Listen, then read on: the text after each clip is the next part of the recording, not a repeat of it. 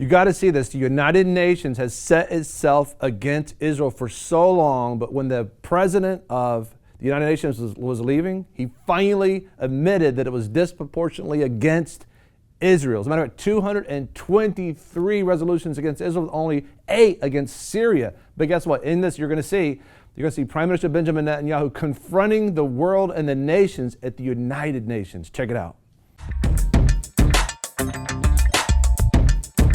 Well, I'll tell you what, shifting the news right here, the United Nations, the head of the United Nations, Chief National Security General Ban Ki-moon, he has been over for quite some time. I don't know the number of years.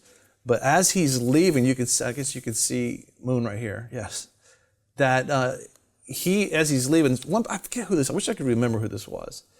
But there's one particular man, he says, one thing I hate to hear. I hate to hear a retiring politician, and they say at the end of their entire political career, after all the time with their service and leadership, yes, they say, this is what needs to be done. It's like, you just spent your whole time in leadership, and now they're leaving. And what he admits is there's been a biased treatment against Israel, which we've known it, but just to hear the General Secretary to the United Nations, that's a huge statement. To acknowledge what's going on. We'll show you more about that, but he's saying there has been a bias against Israel out of the United Nations, and we've been talking about that, and we're excited. This is a great sign right here. As a matter of fact, the first thing he says is, he admitted on Friday, he said the organization has a disproportionate amount of resolutions against Israel. So we talked about this disproportionate, and he's saying on Friday that it's just huge. You're about to see it in a moment, but basically 10 million to 1. But I'm exaggerating.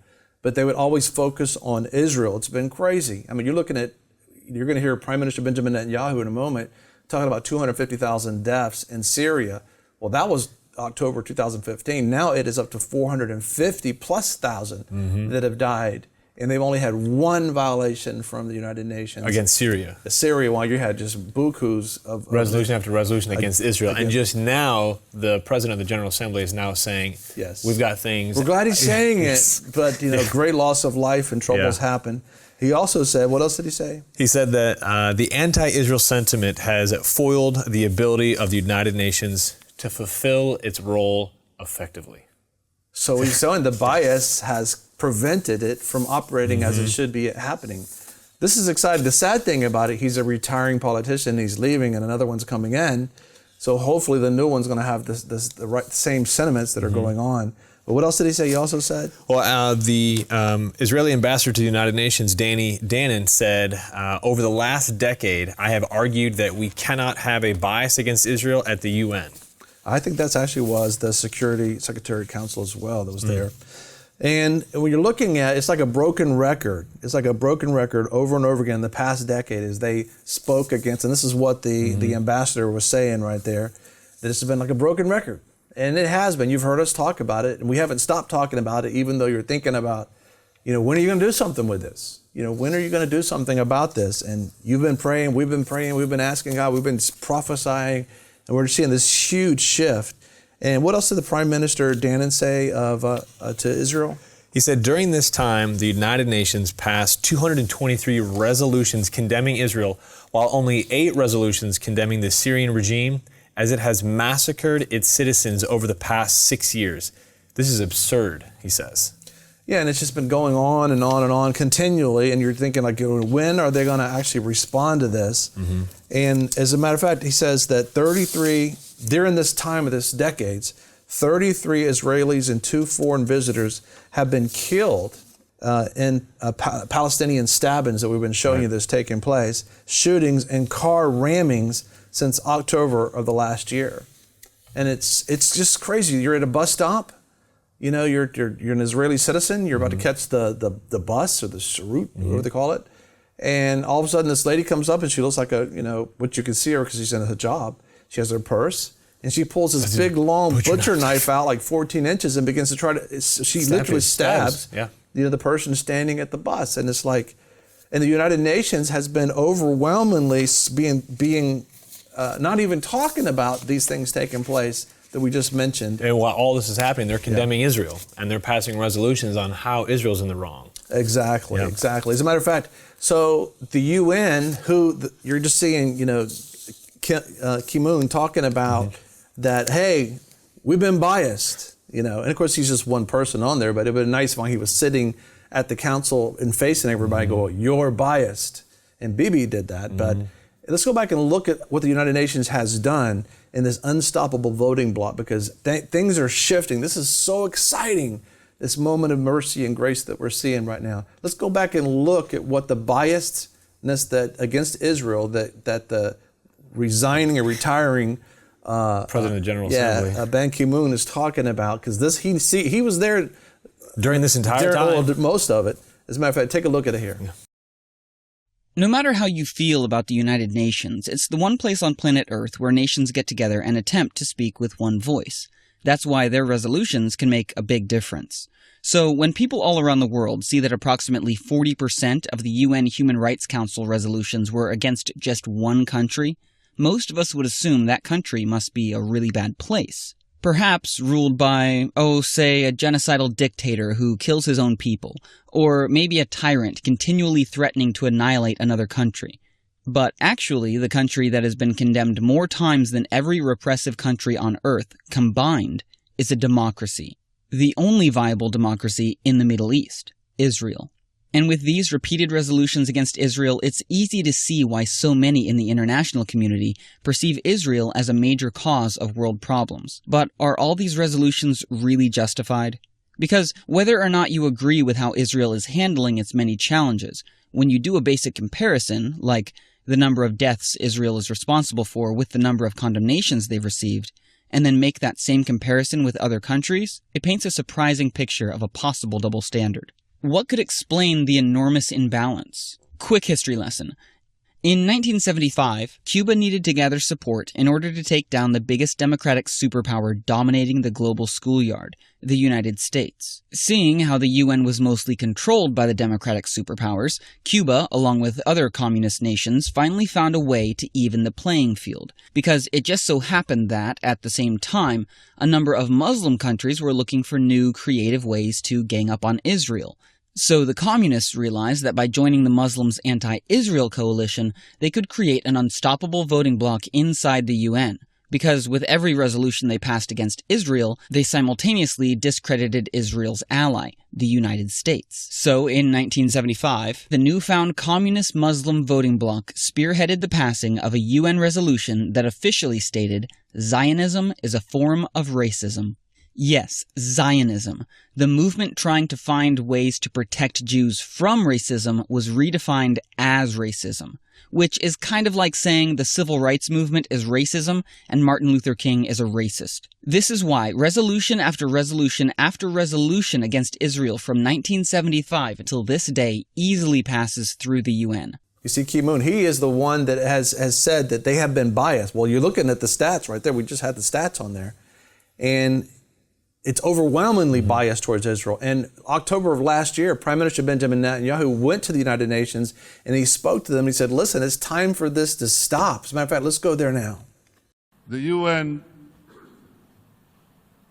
distinguished delegates should do one more thing. The UN should finally rid itself of the obsessive bashing of Israel. Here's just one absurd example of this obsession. In 4 years of horrific violence in Syria, more than 250,000 people have lost their lives.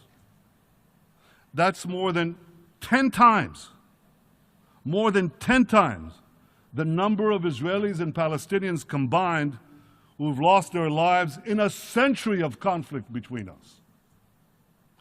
Yet last year, this assembly adopted 20 resolutions against Israel and just one resolution about the savage slaughter in Syria. Talk about injustice. Talk about disproportionality. 20. Count them. One against Syria. Well, frankly, I'm not surprised. To borrow a line from Yogi Berra, the late, great baseball player and part-time philosopher, when it comes to the annual bashing of Israel at the UN, it's déjà vu all over again.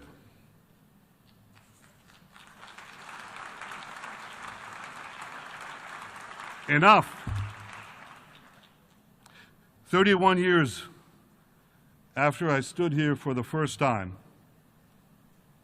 I'm still asking, when will the UN finally check its anti-Israel fanaticism at the door?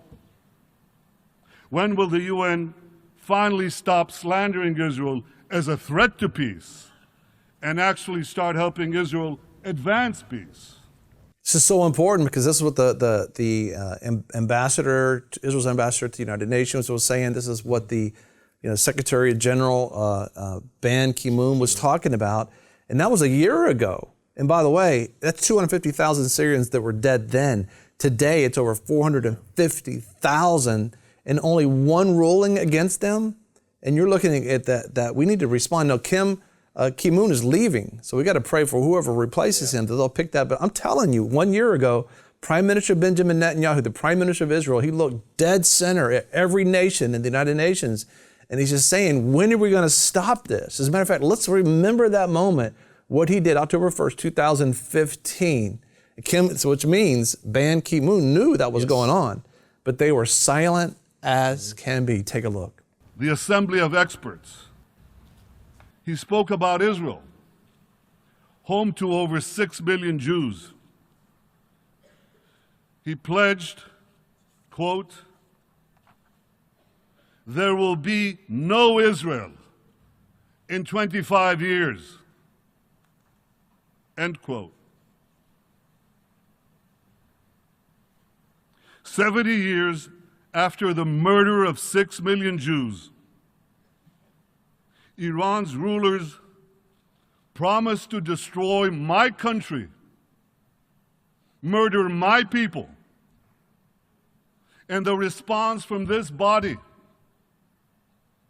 the response from nearly every one of the governments represented here, has been absolutely nothing. Utter silence. Deafening silence.